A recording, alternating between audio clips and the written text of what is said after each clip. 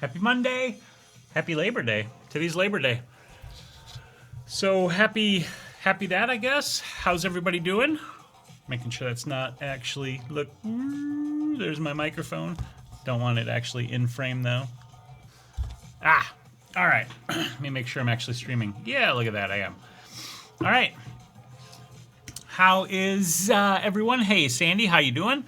Hi, Mike, who's hanging out. I'm not sure if anybody else is here, but hello. Here we go. How was your weekend? I don't even know what I'm going to edit or pretend to edit, depending upon how how you guys are tonight. So what did everybody do this weekend? Hi, Mark. How are you? Anybody shoot anything this weekend? I did not do any shooting this weekend. That's kind of blocking my light a little bit. I might just pop that back up again. Sorry for banging on the microphone there, by the way. So yeah, how was you guys' weekends? Let's figure out something to edit here and see where we're gonna go. Yeah, dismiss, blah, blah, blah. I don't need that. I'm wearing my new glasses, well, they're not actually new. They've been sitting in my drawer for a while, but I don't know how well you can see the bifocal line, but I'm old. Well, you know, relatively speaking, 43. It's time for these. So yeah, let's see what we got here. This is done, so I'm going to rename that because I don't actually need to edit that anymore. So I'm going to clean that out of the list. And done there. Okay. I kind of want to edit another one of these. Well, I think I have one of these actually waiting to go, honestly. So let's dig into it. Should I change my camera angle a little bit? I think it's all right. Yeah, I did have this one that I was working on. So, no shooting, but brought some new filters. My old circular polarizer broke. How old was that polarizer? I'm imagining that probably lasted quite a while before it broke. And what'd you get for new filters? Besides a polarizer. I wanted to look at my other iPad here too, by the way, and see if there is a software update, another beta version. There is not, so we don't need that. All right, where did I leave off on this? And this was the other question I was wondering about is what is my editing going to be like with these bifocals? So I may or may not continue to wear these. We will see what happens. But yeah, look at me. No shooting. Yeah, we went to, I got the cleanup done. I got the skin softening done. I actually don't think I did any skin softening. I think I just dropped the layer on there, and then that was the end of the show. So let's start with this. We'll go with 0 hardness. Let's drop that flow way down, about 6 or 7%, and go from there. Hello, Overwatch Mercy. Thank you very much. Appreciate that. Drew, hurricane prep here, getting everything ready for worst case scenario. Oh, I didn't realize you were in the path of the hurricane. Be safe. Yeah, definitely do that prep. I hope everything shakes out all right and that there isn't anything terrible from the hurricane. I know that thing's a mess coming through, that's for sure. Hello, MJ Sasista, how are you? Mark says, I'm good, not shooting, so busy with the kids starting back to school, with one going to university. Okay, very cool. Yeah, I'm doing all right. I had a pretty decent weekend. We went to, what did we do Saturday? I'm trying to remember what we did Saturday. Saturday was my wife's birthday, so I remember now. I did chores around the house for her birthday for her. So that was mostly what we did Saturday. And it was a nice, not like super duper exciting day, but it was just a nice day, which is exactly what we wanted. So that's what Saturday was. And then Sunday we went up to Eagle River, Wisconsin. Our goddaughter, her birthday, her 3rd birthday is in a couple of days. So we were going up to celebrate her birthday for her birthday party. So yeah, I'm doing pretty good. Mike's filter was about 15 years old. Love B&W, so got a new one. Yeah, they make really good filters. As of now, we are on the edge of the impact, so just rain and mid-level winds, but that can change. Well, I hope it just stays edge and it's just super nothing. I hope it's nothing. I hope everything works out, Drew. Be safe. Hey, Scott, finally got an 8 terabyte external hard drive. That's awesome. That's very cool. I've got a couple of 8 terabyte drives sitting right over here for my backup and crap like that. MJ, that's a good question. So this backdrop is a black vinyl backdrop. And what we did is we hand painted. And the first painting we did was just the circle to make it look like the moon. And then for the secondary photos, when we brought out the sand, what we did is we hand painted it some more to add the swirliness all around the edges. So that's literally just hand painted on the backdrop. And then using a light that's hidden behind Cecilia, you can actually see, like right here, in fact I have to clean that up, the light stand I had right behind Cecilia to light up the backdrop and to put some of that glow in the moon behind her. So that's how I did that. All of the backdrops that we did for this series of photos, we custom painted, which was a lot of fun. I really, really enjoyed that. I'm going to turn this brightness up so I can see it a little bit better. And I'm going to come back to this pixel layer so that I can get rid of the brush, or I mean the tripod stand here that I missed when I was doing cleanup earlier. And it's a good thing it's in sand because that's super easy to sort of boop, just like that, and it's gone. And the other leg was sticking out over here, but you can't even see it, so that's fine. And I'm not sure how this is going to look, so I'm going to try it and see. Yeah, I'm just going to kind of hide that bit of a gap in her leg and let the fabric sort of cover that up there. And I think I might do the same right here as well. That shadow didn't look right, though. I definitely have to make sure I'm looking out of the right part of the glasses. Hey, Steve, how you doing, bud? Hope you're doing all right. How was your weekend? I'm not sure if I like this or not. Yeah, that's fine there. And let's see about closing this little gap right here. I'm just finding these gaps are a little bit distracting, which is why I want to close them up. Yep, that's better. Okay. Bought another lens, Steve? What lens did you buy? What lens did you buy? Drop it in the chat.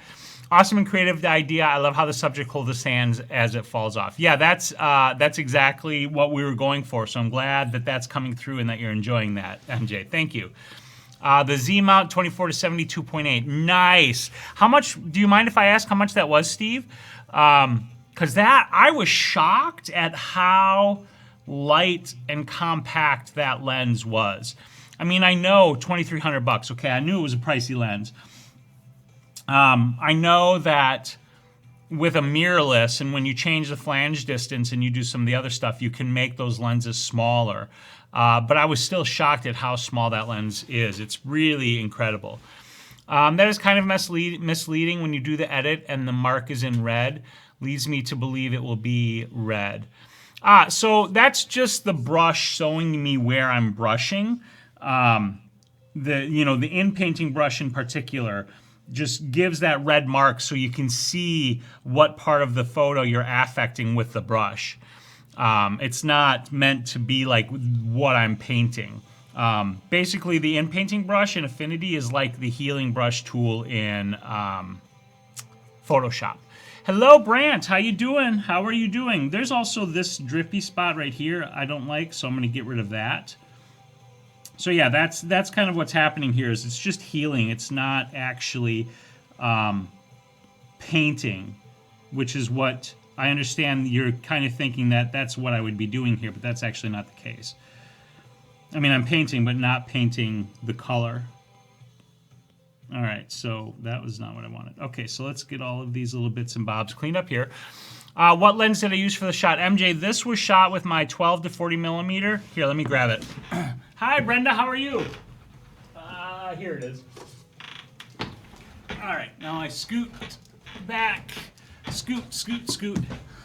So this is the lens that I shot the photo with, MJ. This is the Olympus 12 to 40 millimeter f2.8 Pro lens. It's probably not focused very well, so you can't see it. Let me get it Yeah, it's not going to be focused on it, but this is the lens that I use. So 12 to 40 millimeter f2.8, and this is micro four thirds lens because I shoot a micro four thirds camera. I shoot the Olympus EM5 Mark II. I really need to get some faster glass, but really don't have the coin for 2.8 gear, so I have to stick with 4.0L. Yeah, that's that's one of the bummers of 2.8 fast glass is expensive. I mean, that, to be fair, that is one of the other advantages of micro four thirds. This is the 12 to 40 millimeter f2.8, which is in field of view terms, you know, or quote unquote effective focal length. This is the same view on a micro four thirds camera as a 24 to 70 f2.8 on a full frame. And this lens was $1,000, and it's a beautiful, wonderful, sharp, fantastic, fast lens. I really love this lens. Got to several new places to shoot recently. Excellent, Brenda. I'm very happy to hear that. That's fantastic. It's always good to find new places to shoot and explore. Okay, so I got the skin taken care of here. So now I want to get the dodge and burn done. So let's get that up here. Curves, and I have to fix this dodge and burn action because for some reason it splits the dodge and burn layers like this, which isn't a big deal, but it's a little bit annoying. So I have to go back and fix that. And I had a couple of people asking me if I was going to be making my dodge and burn action available for Affinity Photo. I am. I just haven't gotten to that quite yet. So it is something that I plan to do. Okay, so let's do a little dodging and burning here. And after I get the dodge and burn done, we're going to do one of my favorite things, use one of my favorite techniques, which is to make her skin look very white. Now, how to do this is actually super simplistic, but it takes a little bit of work, just making sure you do it in a way that looks the way you want it to look, so it doesn't look fakey. Oh, and I also have to black out her eyes.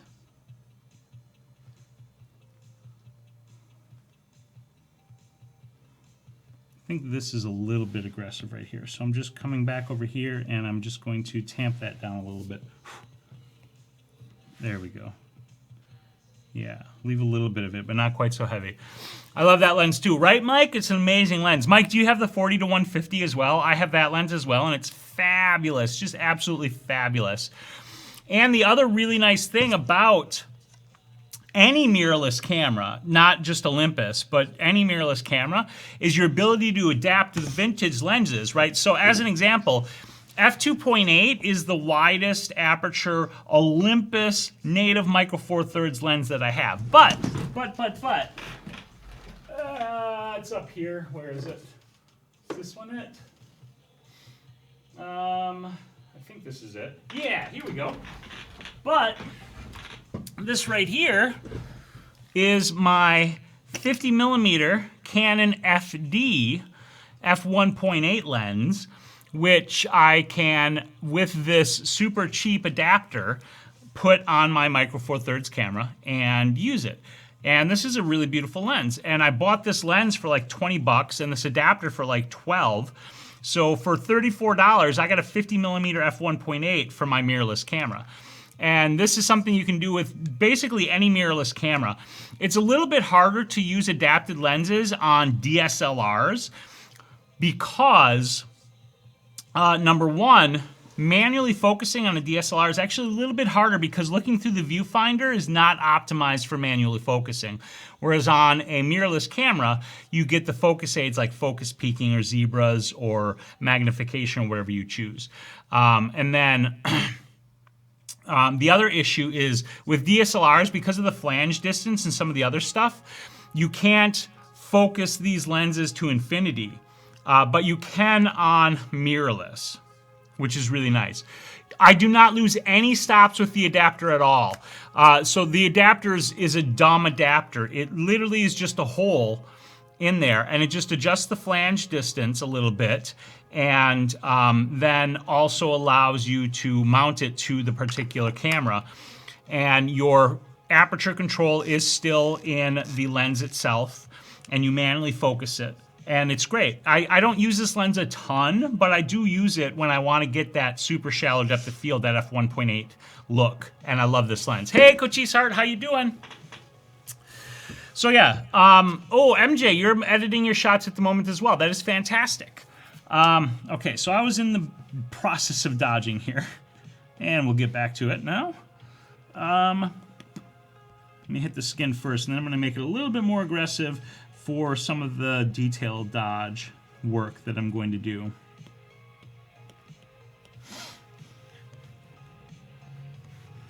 So, MJ, what were you shooting? Did you mention that already? Let's see. Mike, yep, you've got the 40 to 150. Going to get the 1.4 teleconverter for it soon. Awesome. Happy Labor Day to you too, Cochise Heart, and everybody else. Brant's a big Canon FD user here from the 70s. Focus peaking is really the only way to do it. I agree 100% on that. I've got a bunch of different adapted lenses I'm trying. That's fantastic. I kind of want to get... Ooh, let me show you guys. I don't like really need it, which is why I haven't ordered it. But I kind of want to get one of these lenses. So let me show you. I'm going to get up eBay here. And then it's the Super Takumar, I believe it is. There it is. The Super Takumar 50mm f1.4. So you can get these lenses for like 60 or 70 bucks, maybe $100 depending upon which one you grab. But it's a 50mm f1.4. And again, you can adapt these lenses to a mirrorless camera with like a $10 or $12 adapter. Really cool. And I kind of want to get one of these, but not enough to actually spend the money on it. Okay, Scott, thanks for popping in and hanging out for a little bit. Was editing my shots from a cosplay convention event. Awesome, MJ. I would love to see some of those photos. If you have some up somewhere that I could see, do me a favor and send me a link so that I can see them, whether it's on your Instagram or if you have a Facebook or if you have some other place to find them. Let me know. I'd love to see those photos. Okay, so let's get back to the photo. Where did it go? Here it is. And my dodge and burn. Okay, so that's a little bit in here I want to get. Yeah, Pentax has a really good rep for those older lenses, Brant. They're really pretty killer, and I think people don't realize that and realize how cheap these lenses are. And it's kind of like one of the sort of worst but best kept secrets in photography is like a lot of people realize that you can adapt these lenses, but at the same time a lot of people don't, and so they're not terribly expensive, which is a huge advantage for those of us who might be looking to buy those. I'll be headed to California next month shooting Disney convention. Ooh, I bet you that'll be fun, Cochise Heart. There's some hot cosplay right there. My first film camera was a Pentax point and shoot. That's awesome. My first film camera was also a Pentax. It was the K1000 DSLR. I loved that camera. My first, like, when I was into photography, when I was a kid, I had film cameras.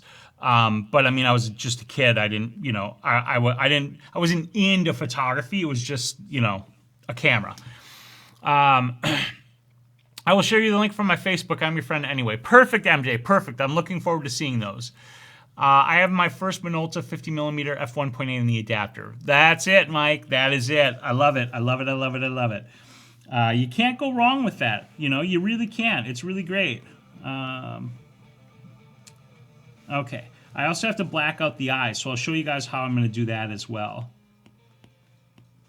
All right, so let's dodge up the hair, and then we'll burn in the hair, and then we'll get to some of the fun stuff here. I suppose I could skip this dodge and burn, but I'm so used to doing things in the order that I do them that it breaks my brain a little bit if I skip my process. Yeah, I also have a 24mm f2.8 Canon FD lens. Actually, it's not a Canon.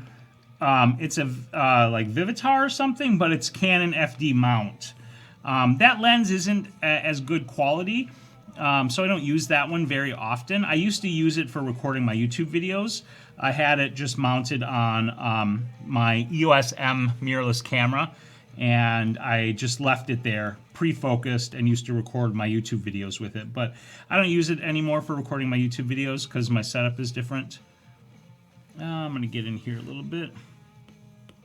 But I still have it, and if I ever need it, I'll pull it out. But I don't really need it because I've got the 24mm f2.8 focal length covered already here. So it sort of isn't something that I need. It's not like a focal length that I need covered.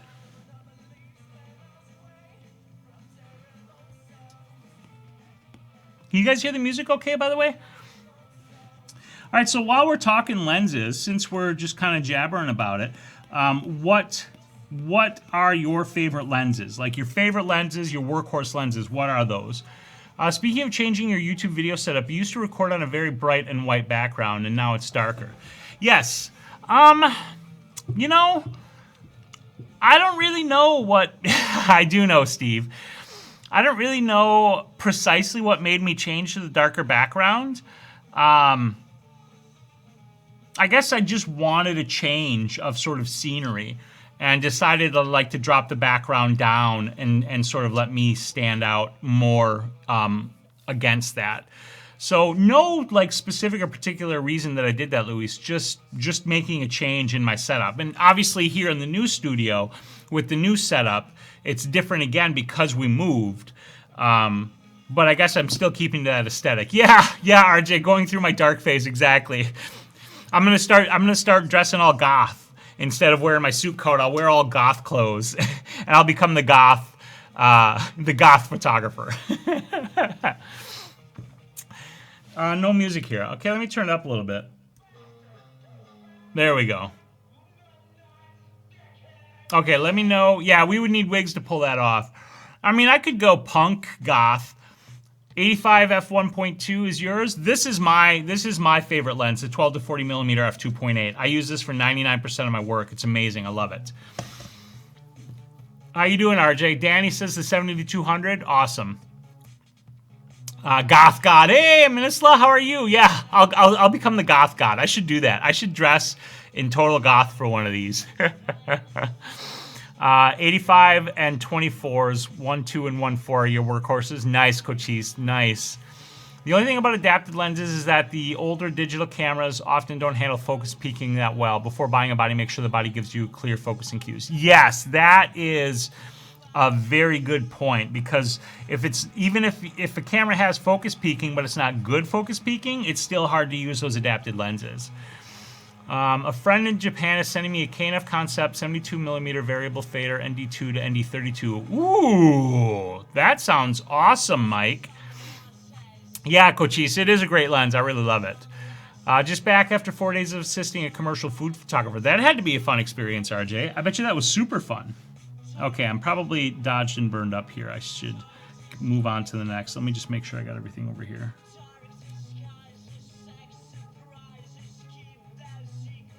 Yeah, I think that looks good. Okay, so I want to bring out some of the detail in the clothing, but I don't want to go too crazy on it. So I'm going to just do a quick run over some of this.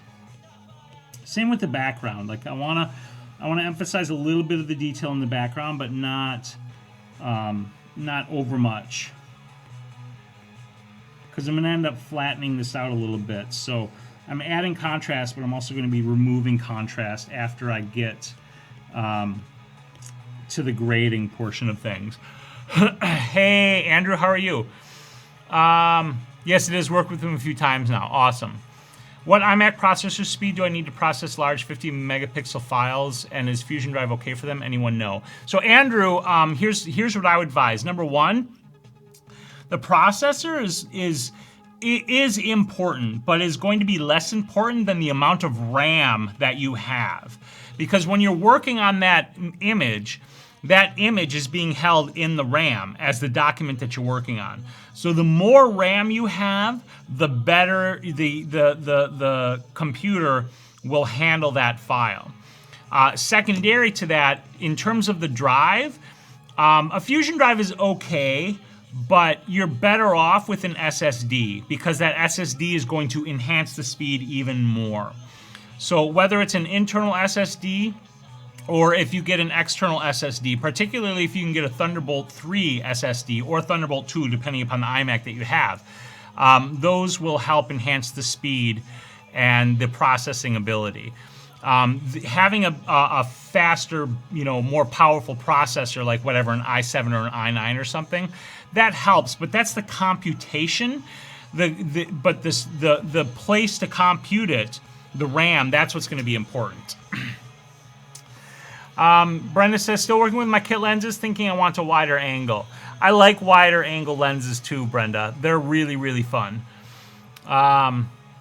Yeah, Drew, the 24-105 f4 is a really great lens. Really great lens. And the 85-1.8, yeah, those are good choices. Those are super good choices. Thanks, I have 32 gigs of RAM and external SSD, but not sure how to use it in that way.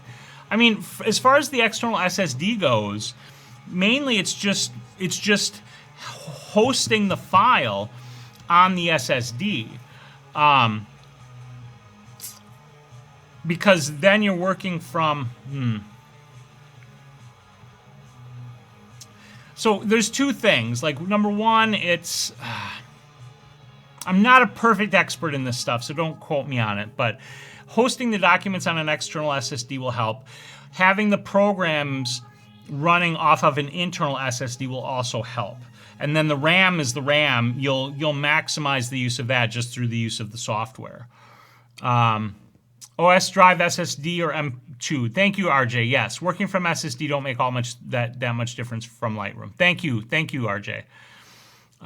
Should get my 85-1.8 for Z-mount this week. Supposed to ship on Wednesday. I pre-ordered over a month ago. Awesome. You're just building up the lens library, Steve. Brian says, I've been shooting primes, Canon FD, FL, and a few Nikkors from the 70s and experimenting with the old Russian lenses. Yeah, those old Russian lenses have some interesting characteristics. Those can be pretty cool. Is it possible to do astrophotography with the D3400 kit lens? Yes, it is absolutely possible to do astrophotography with that lens. Any lens really will work. Obviously, depending upon what you're trying to capture, the focal length makes a difference, but most kit lenses have a wider focal length. So you can shoot, if you want to do astrophotography, like that 18 millimeters on your kit lens, that's good and wide, and you can get a really beautiful shot of, whatever part of the sky you're trying to capture. So yes, you can absolutely do that, Vuyo. I hope I said that correctly. If you are tethering by Capture One, Lightroom is as slow as Christmas. Yeah, it is. It's super slow. Okay, back to the dodge and the burn here. Clearly, I'm not good at multitasking, if you guys haven't noticed. All right. I'm going to turn that down just a hair. It's always a little bit loud for me. And I like just to have the background music a little bit. All right.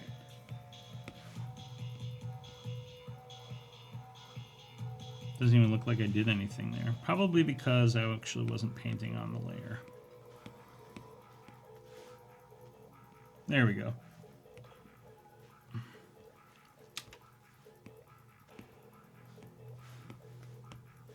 Okay. I need to try some Astro at some point. I've done a little bit of Astro, but not a ton, and I'd like to do more, but I just haven't done it. Team No Edit is definitely very strong tonight, Drew. God, yeah. 85-1.4 is amazing. Yeah, I had a chance to shoot with one of those once. It is a beautiful lens. Beautiful, beautiful lens. The f1.4L is really fantastic. Yeah, so Team No Edit, how we doing tonight? Okay. I think that's good for the dodge. I'm just going to do a little bit of banging on the background here to kind of highlight some of these areas.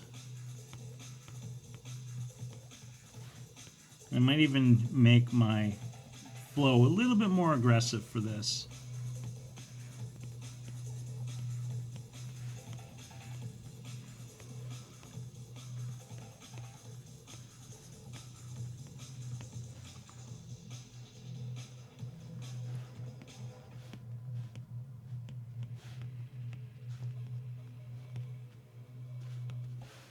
Yeah, this is looking good. This is looking good.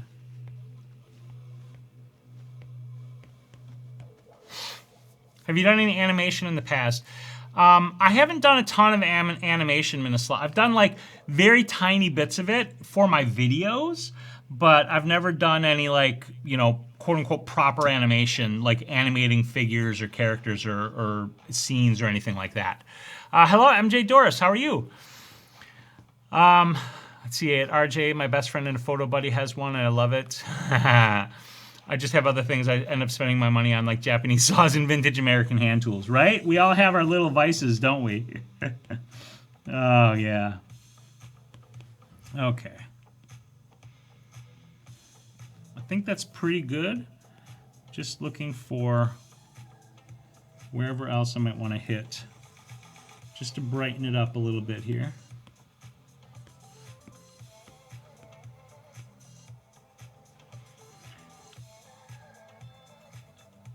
Yeah, okay, that's good. Now we're gonna do some burn. We're gonna bring it back down because first we're gonna burn on the skin. Got all I need. I'm done buying gear for a while. Just seems to come across in your style of work. Yeah, you've got a good point, Minisla. It really does kind of lend itself to my style of work, and I've thought about it a little bit, but I mean, animating is a whole nother level of stuff, and that's a skill set that I haven't approached yet, is in terms of like really trying to learn it. Yeah, an M2 is a type of SSD, and it's much faster. It's really good. I just bought a Samsung SSD 860 Evo 2TB 2.5 inch. Yeah, that's a nice drive, Overwatch Mercy. So what do you got planned for that drive now? That's the question. Whoops, losing my pencil here. Okay, so actually I want to hit skin areas first. A little bit under there. Definitely want to hit what she painted in. And outline this lip.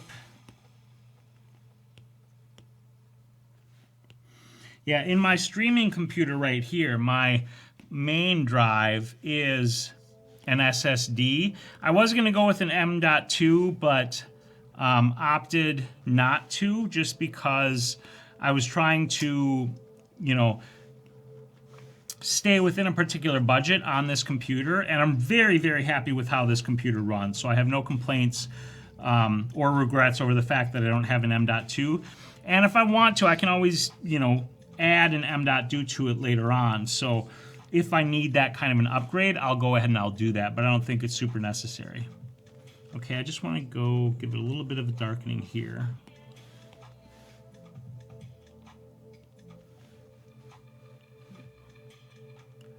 Okay.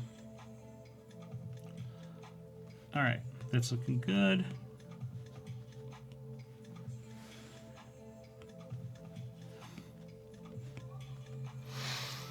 What would you happen to know the limitations of the Nikon D400? Because I've been struggling a lot with taking really sharp photos with it using the kit lens.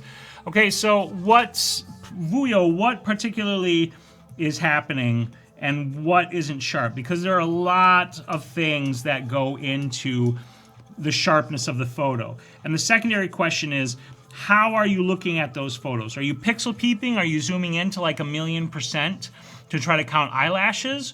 Or are you looking at the image and you're looking at where you focused and assessing it properly? Because one of the things that we tend to do as photographers is obsess over those details, right? And go like this, and I'm exaggerating, of course, but then go like this and go, oh my God, it's not sharp enough. I can't see any detail there.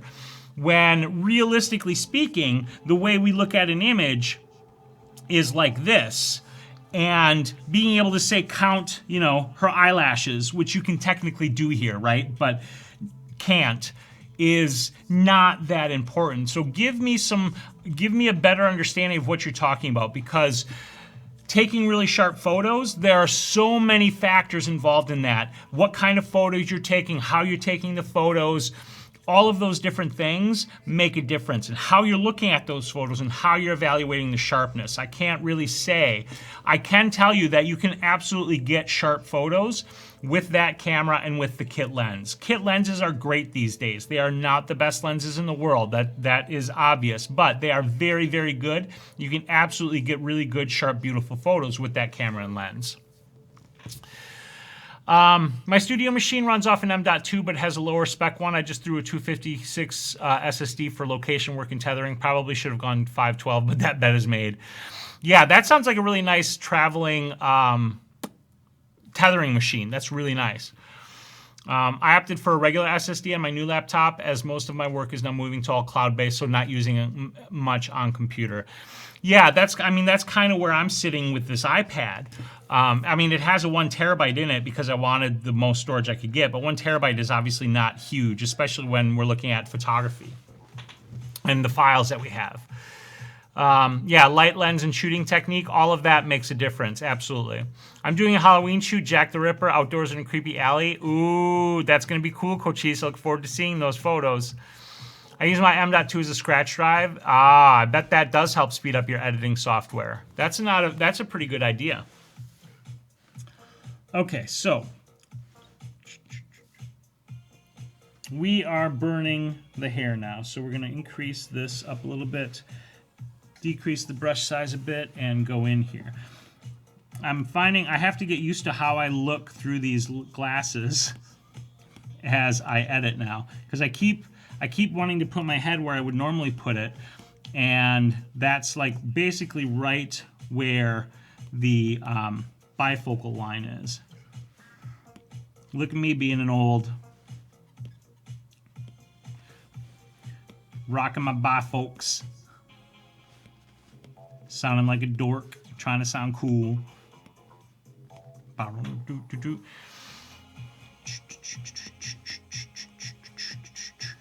Yeah, like I basically, for my streaming computer, I basically built a gaming machine with Tim's help, Tim Katanko. He's not hanging out tonight, I don't believe. He's been away on holiday, if I recall correctly. So he helped me pick out the parts, spec it out, and actually build it and put it together. And it's been a wonderful, wonderful machine. Because it's basically a gaming machine, I've been half tempted to game with it, but I don't want to put other stuff on it because I really want to keep it clean and focus just on streaming. I don't want to, gum up the works. And I know, there's a little bit of sort of superstition related to that, but I'm also, I'm also familiar with Windows quirks and understand that the cleaner I keep the machine, the better off in the long run I am with it. Okay, let's see what that looks like.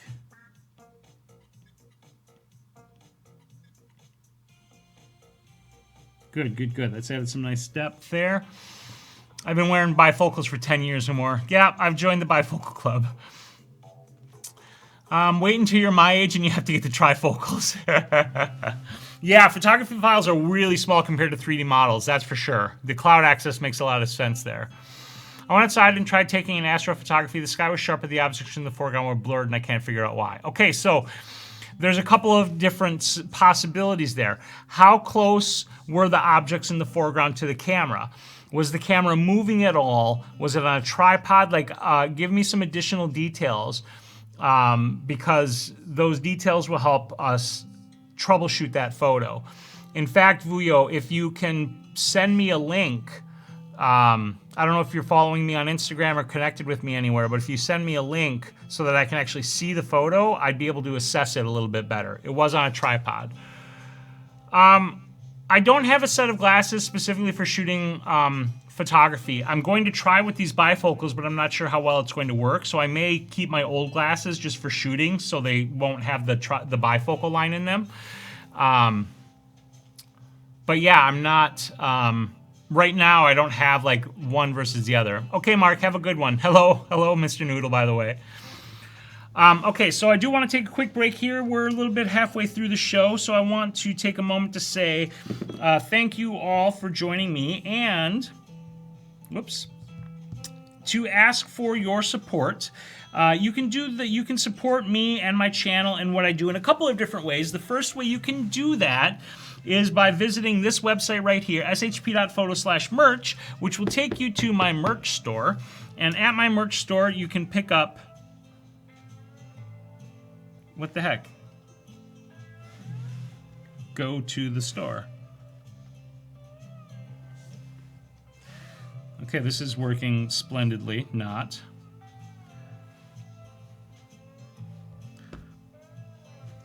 There it is.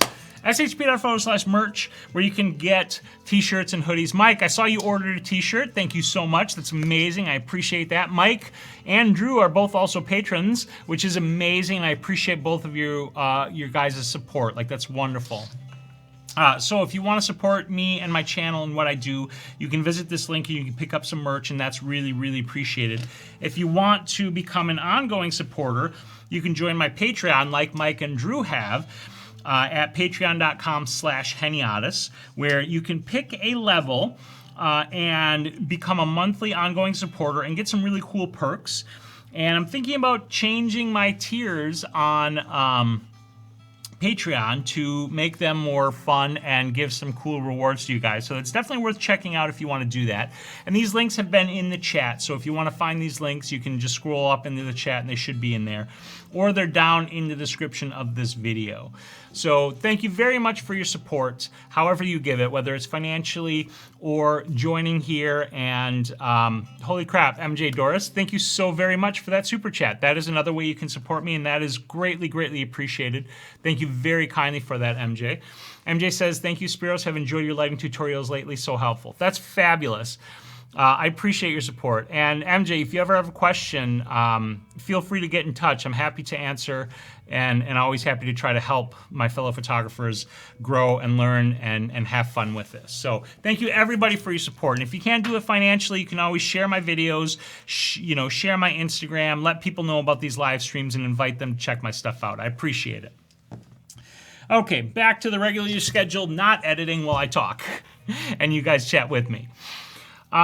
Yeah, this is a bit Tim Burton-ish. This is Sandman from the Neil Gaiman comic books, but it definitely has a Tim Burton-ish vibe. Mr. Noodle, the 500 rule is a great tip for astrophotography. That's a really great tip. Okay, so onto the burn. I want to burn out some of the other elements of this background a little bit. And then we're going to get into some of the fun techniques that I'm going to use in this edit here. So this is going to be fast. And then we're about to get into the fun of this edit. That's good there. Good. Okay, so I'm just going to group these together and rename them DB and hit OK and take a look at them collectively. On and off, on and off. Fantastic. Okay. All right. So now what I'm going to do is actually go grab a layer because I want the look to be consistent here. Luis says, on your Instagram feed, I see you do Luis or Luis. I never know if I'm saying it right. On your Instagram feed, I see you do a lot of superhero-related shoots. Are you into superhero genre? Have you seen The Boys? I have seen The Boys on Amazon Prime. I am totally into the superhero genre, and The Boys was amazing. I love that show. I've read the comic, and the comic was fantastic. I highly, highly, highly recommend you guys watch The Boys on Amazon if you haven't yet. So good. Absolutely. It is so good. Okay, so I'm coming over here and I'm grabbing a couple of adjustment layers. I'm going to grab this curves adjustment and this black and white adjustment layer. And I'm going to copy them to the pasteboard, and then I'm going to be pasting them into here. Now, initially they're going to look like trash, so don't worry right now. I'm going to turn off the curves adjustment, and I'm going to delete the mask on this black and white adjustment layer. So what I'm doing here with this black and white adjustment layer is I want to turn her skin white. But here's the deal. If I just throw this black and white adjustment layer across the entirety of the image, it looks like a black and white adjustment, and I don't want that. So what we're going to do is we're going to add a mask to focus just on the skin. So I'm going to do a rough selection, and I don't have to be super precise on this selection because of the nature of this image, which works in my favor. So I'm just going to come in here, and I'm not all that worried about the hair because the hair is black and white anyway. I'm just worried about the skin. So I'm grabbing, and again, this is a rough selection. This is not a refined selection, but it's going to be fine for my purposes here. So let me grab this here, and I'll brush and clean up edges manually just because Often I find that's a little bit easier. So that's there, that's grabbed. And that's all the exposed skin we have. So now with this black and white adjustment, we're going to add a mask layer and check out what that did there. So let's deselect. And what I've done now is made her skin look white. Start sending some damn photos, tequila bottles. Yeah, there we go. Take some damn photos, whiskey and scotch. That's what I should make. So how much more will my photos get with my shirt now? Well, when you're wearing the shirt, you're going to be an amazing photographer because, of course, the shirt makes you all that much better as a photographer, right? That's what we'll say. That's what we'll say. In for the scotch. Yeah, you know what? You know what we need to make a thing? We need to make a regular self-help photographer meetup where scotch is required. And we can blame that on Steve, but that's not a bad thing. Okay, so the black and white adjustment layer, I think I might want to drop the opacity a bit. It's already at 75%, but I might pull it down just a little bit more, like 54, 5, 6, something like that. Because I do want a little bit of that color to be there. Okay, so now what I'm going to be doing is just running over the mask with the brush tool so that I can clean up the edges, anything that I see that needs cleaning up. So flow we want all the way up. Actually, we don't. We're going to take the flow down 20%. Hardness we want all the way down. And I'm looking, say, like these edges right here, like this right here, that obviously needs to be cleaned up. So we're just bringing the black and white adjustment layer up. And when I add these black and white adjustment layers, I don't just dump them on. I actually mess around. RJ, thank you so very much for that super chat. That is incredible and amazing, and I appreciate your support, RJ. That means a lot to me. It really does. Yours as well, MJ, and again, everybody else. You people are all very wonderful, and I really appreciate everything you guys do as far as support for me and for the work that I do and for my channel. Thank you so very much. Really, very truly. Brenda likes the hard stuff, huh? No idea what the exchange rate is. I mean, it doesn't even matter. It's incredible regardless, and I thank you for that. I really do thank you for that, RJ. I like the sound of a meeting involving scotch. RJ, we got to make that happen. If you're ever in the U.S., let me know, and if I'm ever coming to your neighborhood, I will definitely be letting you know, because we definitely need to hook up sometime. I use a Sigma 35mm f1.4, but I like the quality at f3.5. I shoot portraits mostly, and I found I don't like to shoot wide open. I'm actually the same way, Overwatch Mercy. I generally shoot at actually around like f7.1. That's kind of the aperture that I do a lot of my work at. Because as you can see, like with a lot of the stuff that I do, this is fairly emblematic. Ooh, I'll be over next year in Texas. That's awesome. Definitely keep me posted on those travel plans. I made sure that the bourbon's good idea, Drew. Good idea. All set for the hurricane. So for the stuff that I tend to do, I like the detail in the background. And so I want the depth, which is why I tend to shoot at smaller-ish apertures. Obviously, f7.1 isn't the smallest, but I'm the same way. I don't tend to shoot wide open a lot. When is it snowing season up in Wisconsin? It's not too far off. We're talking like, you know, what are we in, September? We're talking a couple of months. It's not very far off at all. Okay, let me finish cleaning up these edges on this selection that I made here. And making sure I've got everything in as far as this goes. Now, I am going to block the mask off of the eyes, but I'm not leaving the eyes their original color. I'm going to be blacking them out entirely. So we're going to be coming back to the eyes in a bit here. But I don't want that mask over them. So we'll just come back here and keep cleaning up. And I can afford to be sloppy on this selection and on this edge work, because the detail, the stuff that I'm bumping up against is black in color or white, and so having a perfectly clean selection isn't super important here for me. in a different situation, I would be way more precise in what I'm doing, but I can afford to do this here and not be super fussy on this selection. Here, though, this is a spot I do need to be a little bit more careful because of the sand. So there, I want to be a little bit more careful and a little bit more precise. All right. So around here, up along the knuckles, just catching all the edge work. Okay, now right here, sand needs to come back in. So we're going to drop this flow down, and we're going to bring the sand back. Boom, just like that. A little bit better on the edge here. There we go. All right, we got the sand. Hey, CyberDoc, how you doing, bud? I think it snows in Wisconsin November to June. I mean, pretty much. You're pretty close there, Cochise Art. Not far off at all. Overwatch Mercy, I have not tried the Canon RP, but I honestly want to because, to be perfectly honest, the RP is basically the perfect camera for me. I don't need a fancy camera with a lot of stuff. And what I mean by that is all I really care about is that it's manual, it has manual controls, it has a hot shoe, it has a decent sync speed, which is basically just like 1/250th of a second. And, you know, autofocus, the basics is all I need.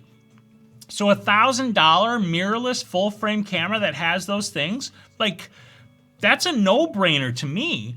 Now, I love my Olympus, and I love the camera that I have, and so I'm not looking to upgrade or change systems. But that being said, I really do want to try that EOS RP because I think it's a very misunderstood camera, and I think that people who are ragging on that camera don't see how amazing that actually is. It's a full-frame DSLR, or not DSLR, but a full-frame mirrorless camera for $1,000. That's mind-blowingly good. Yes, happy Labor Day at all, for sure. Let's see. Drew says, if you ever find yourself in Savannah, Georgia, look up Ghost Coast Distillery. They make everything in-house, including all alcoholic mixtures, thanks to Georgia's odd bar laws.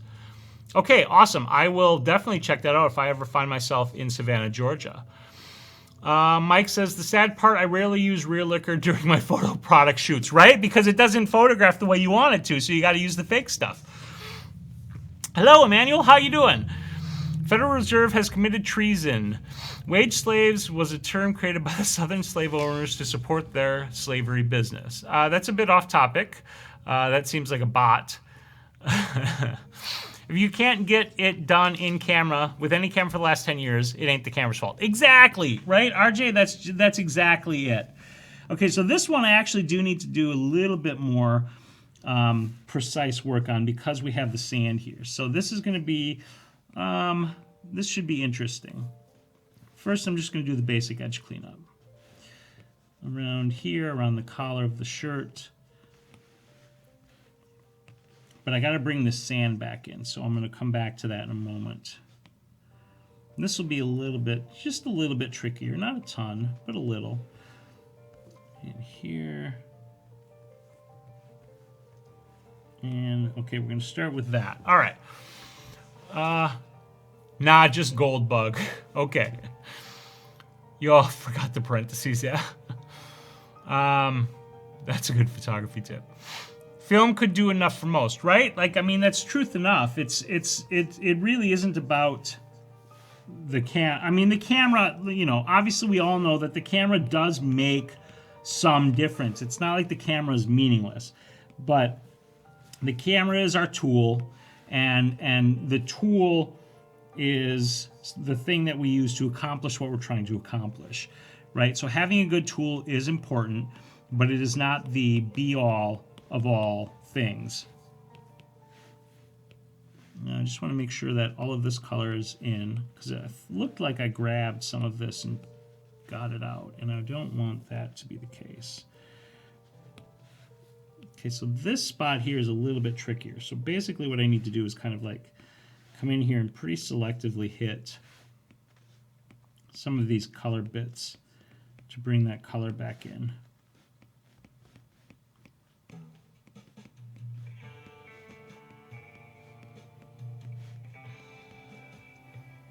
just enough to give it the color. And then carefully brush in here.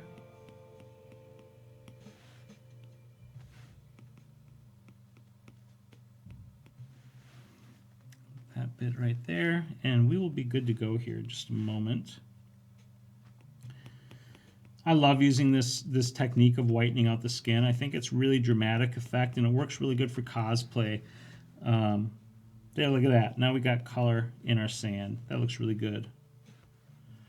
This here is a little bit too blocky, so I'm going to actually come in here and kind of break this up a little bit to make it look a little bit more realistic.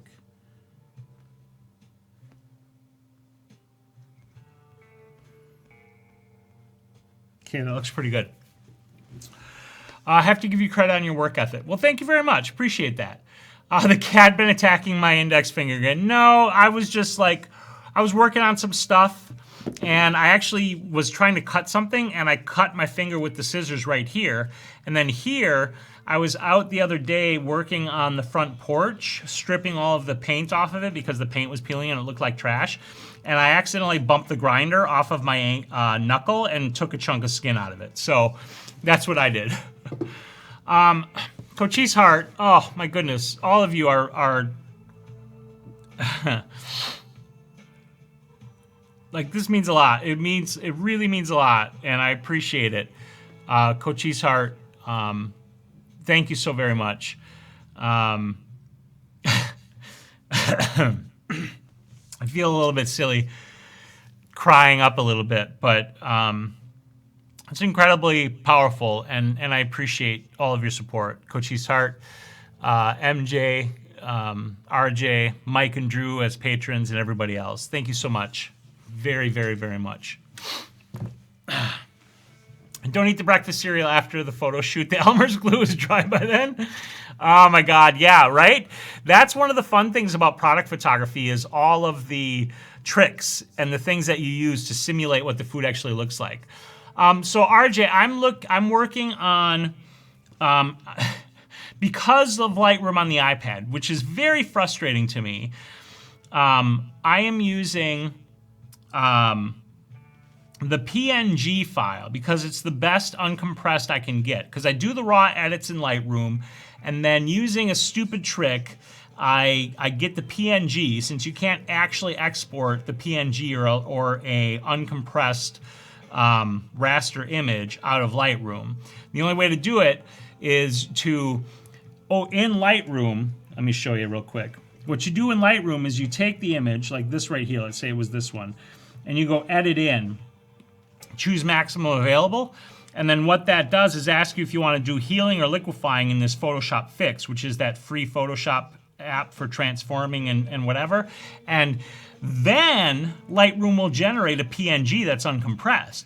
But if you just try to export the image like, oh, I want to, I want to save it to files as a maximum resolution. Oh no, all we get here is a JPEG.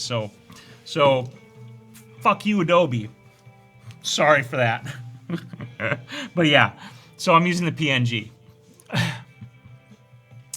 Yeah, again, thank you very much, Cochise Heart. I appreciate it.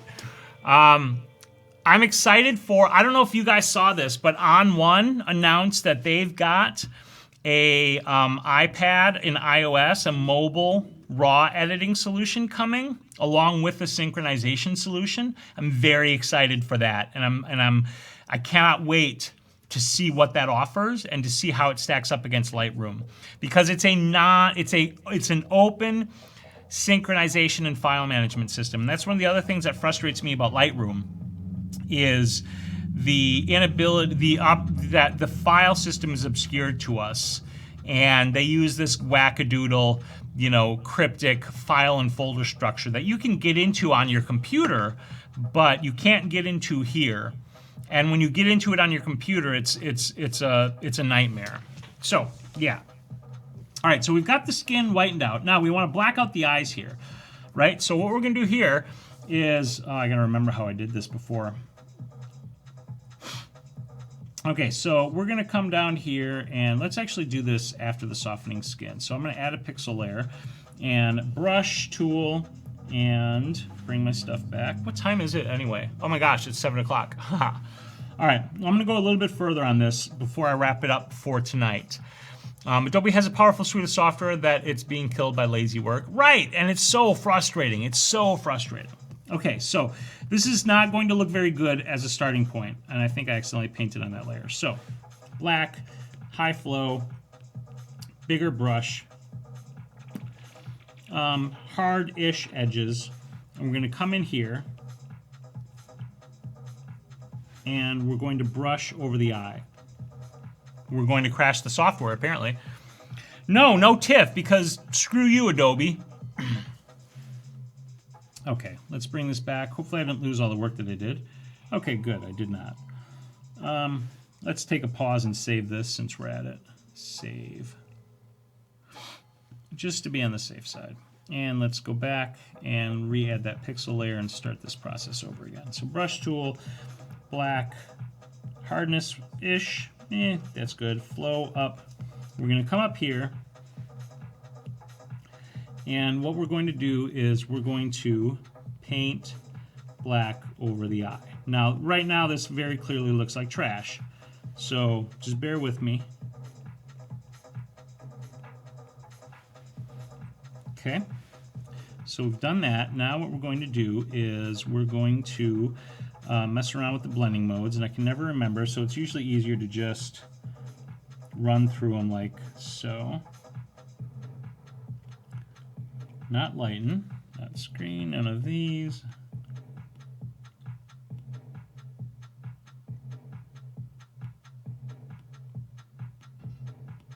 I can never remember which one to use.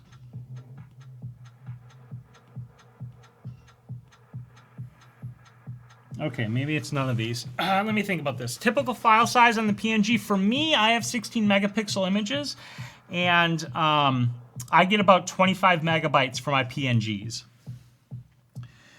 Oh my goodness, I feel like a fool. I can't remember how I did this, so I need to bring up a reference image to remember how I did this. Crap. Lightroom is easy to use, but oh my fucking god, it takes 3 years to transfer and show one-to-one during tethering, right? Yeah, I wish I could tether with Olympus. That's one of the things that I don't like about Olympus is that they don't support, or they're not open to third-party tethering. And so you have to use Olympus's software to tether, which is okay, but it's not nearly as good as, I mean, Lightroom is not the best for tethering, or Capture One, clearly. On One is good. Use their plugins before I went back to the Nix collection with VSO takeover. Federal Reserve has committed a treason. Yes, this is a picture of a real person that I've been working on, painted up and in costume for the photo shoot. But yes, it is a real person. Okay, so I need to go Affinity Photo, and then I need to go Original Sorted. I need to find Noel. Where's Noel?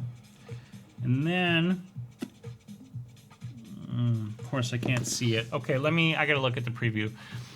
I am on, so what I'm listening to, lossless compressed 60 megabyte RAWs. That's a big file.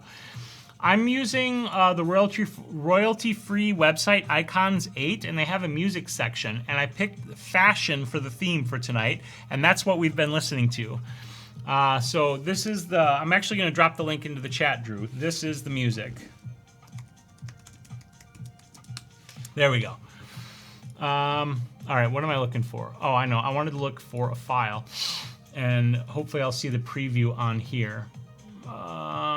I'm looking for Affinity Photo, Original Sorted, Noel, and it is...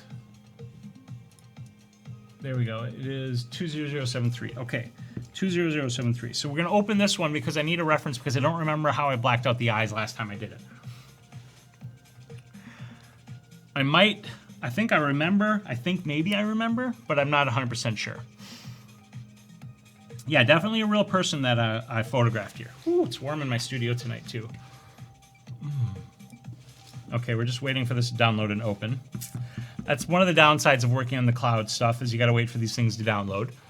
And I do have a fast internet connection, but obviously, Not quite there. Oh, that's cool. Come on, almost there.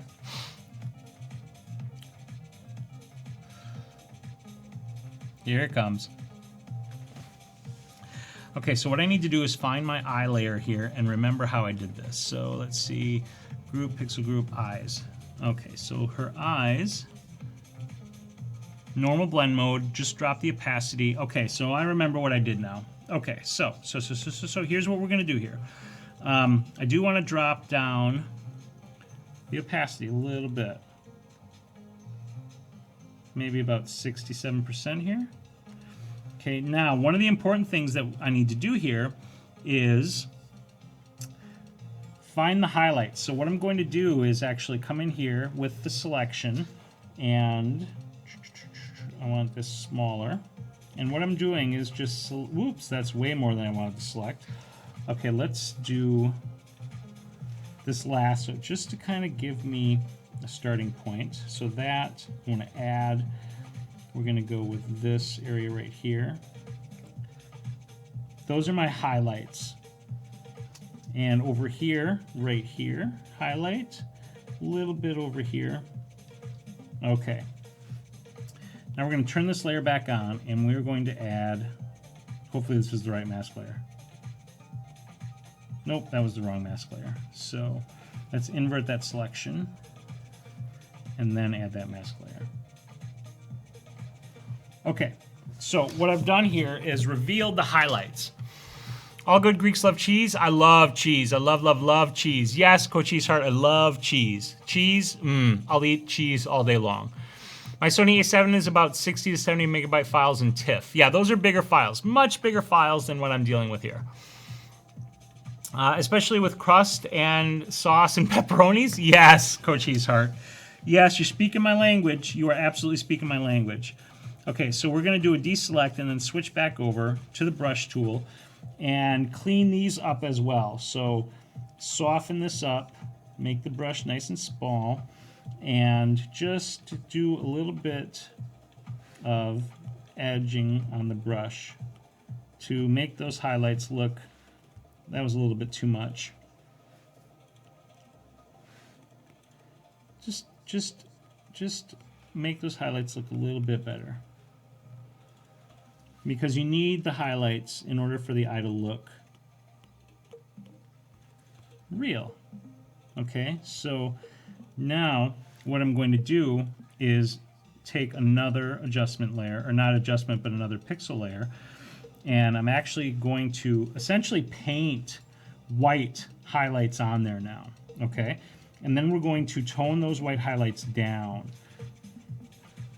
So hardness, flow, we're going to take the flow down, we'll go like 50%-ish. This is going to be too much to start.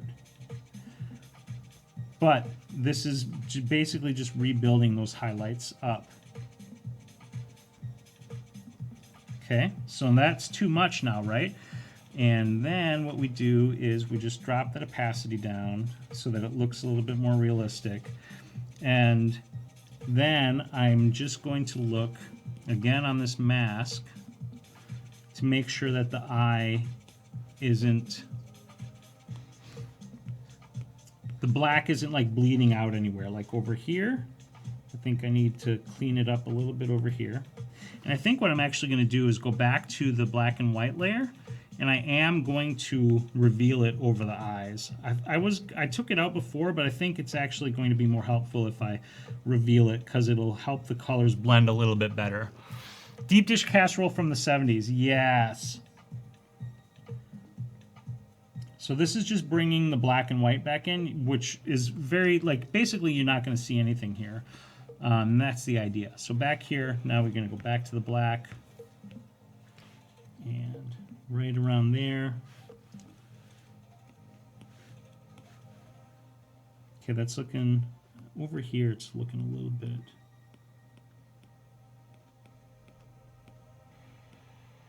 There we go. And then I need this cleaned up over here.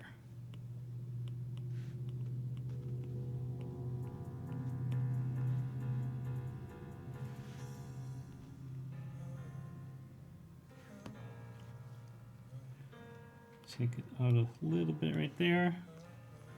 Boom. Look at that, black eyes. So I think it's still a little bit much, so I'm gonna actually drop the opacity down a little bit more, take it down to like 50% or so.